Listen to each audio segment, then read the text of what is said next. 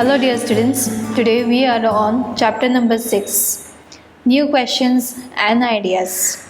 Now, in the previous chapter we saw how the Rajas, they sacrificed and became important part in their kingdoms. The Rajas were recognized as Janapadas. Then, later on, they became more powerful and known to be as Mahajanapadas. Now, they were also the people who belong from the Ghana and Zagana. So they are the people who they are. Now we are going to learn about the people who belong from the Ghana. Then these are the people who had many kings in them. There were not only one or two kings in them. Each and everybody was a king, and whenever they faced some problems by the opposite or opponents, they used to discuss among themselves and they used to find out the solution. Now let us read about it. Anagha's school trip. This was the first time Anagha was going on a school trip.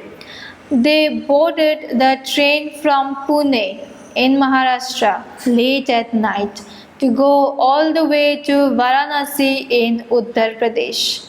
Her mother, who came to see her off at the station, told the teacher, "Do tell the children about the Buddha and take them to see Sarnath as well."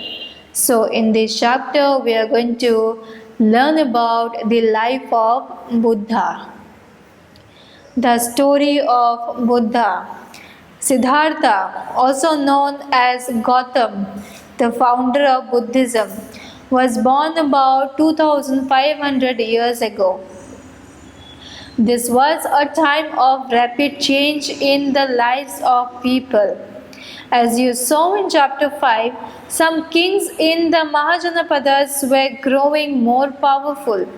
New cities were developing and life was changing in the villages as well. How the life were changing in the villages? We saw that the Mahajanapadas, in order to maintain their buildings, in order to maintain the big armies, they started collecting taxes from the people who were craftsmen, who were weavers, who were herders, then who were hunter-gatherers. So there was a drastic change in the people during the Mahajanapadas. Many thinkers were trying to understand these changes in society. They also wanted to try and find out the true meaning of life. What is life? So, in this chapter, we are going to learn, and who will tell us about the life? Lord Buddha.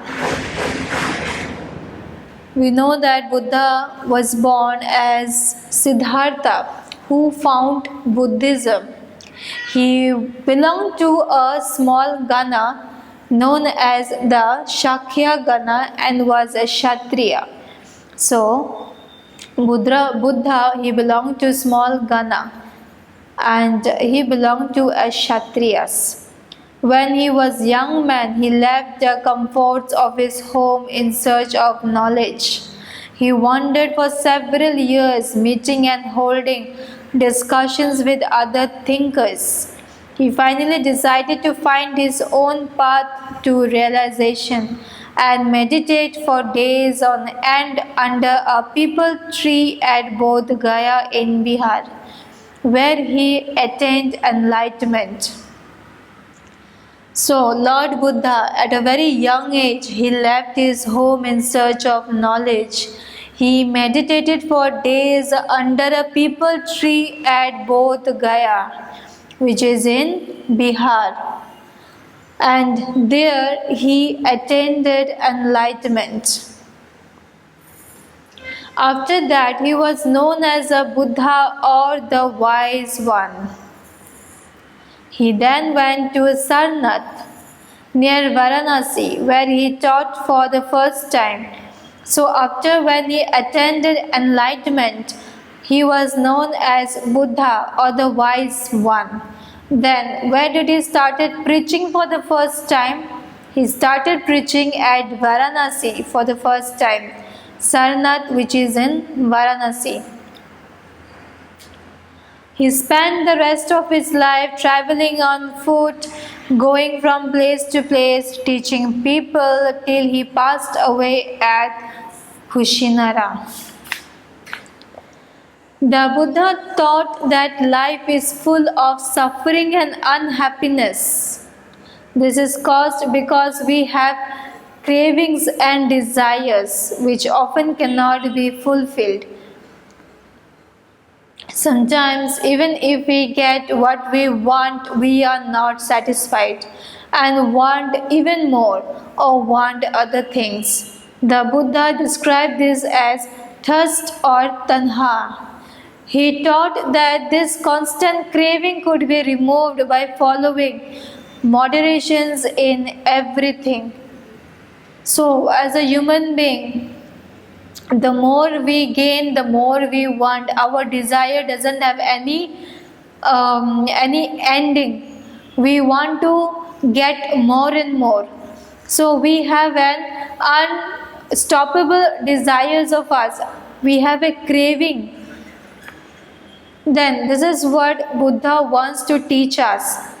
He wants to remove all these unwanted desires, unstoppable cravings of human beings through his preachings.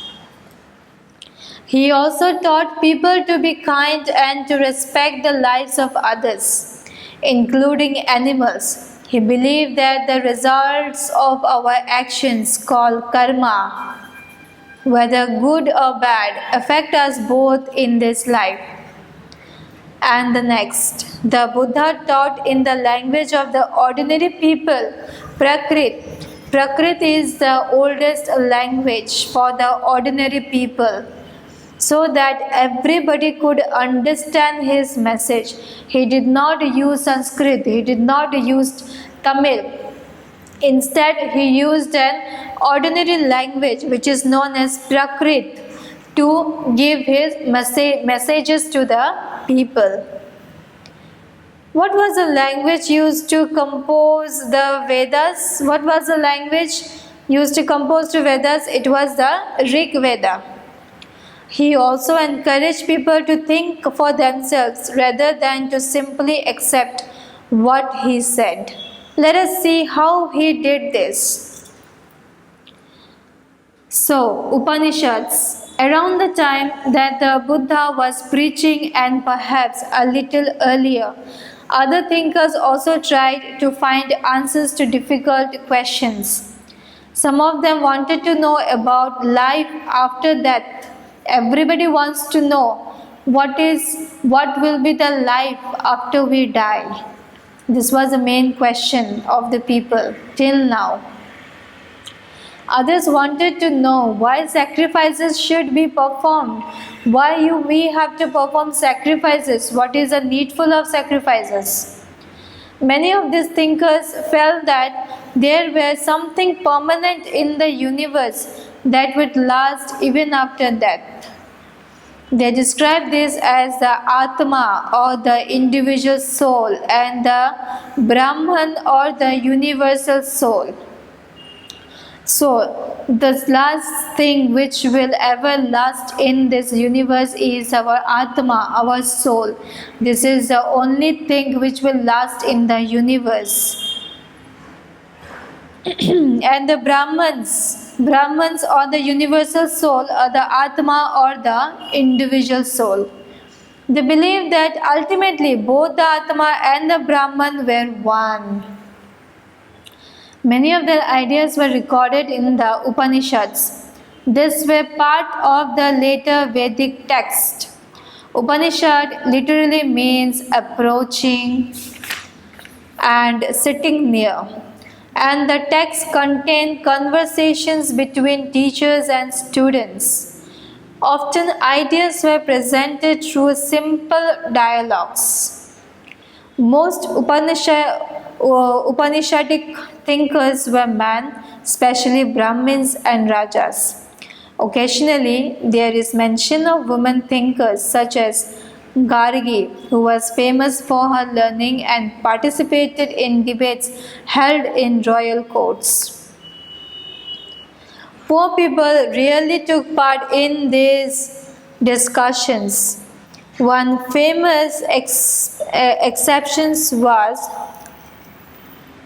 Satyakama Jabala, who was named after his mother, the slave woman Jabali. He had a deep desire to learn about reality, was expected as a student by a Brahmin teacher named Gautama, and became one of the best known thinkers of the time. Many of the ideas of the Upanishads were later developed by the famous thinker Shankaracharya, about whom you will learn in class 7. Now, Jainism, the last and 24th Tirthankara of the Jainas, Vardhamana Mahavira, also spread his message around this time, that is 2500 years ago. He was a Kshatriya prince of the Lichavis, a group that was part of the Vajji Sangha, about which you will read in chapter 5. You read in chapter 5. At the age of 30, he left home and went to live in a forest. For 12 years, he led a hard and lonely life, at the end of which he attained enlightenment.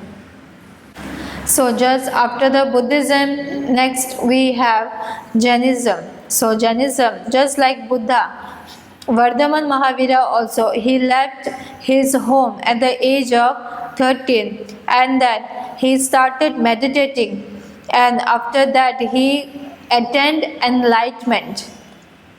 He lived in forest and did his meditations. He had a very hard and tough life.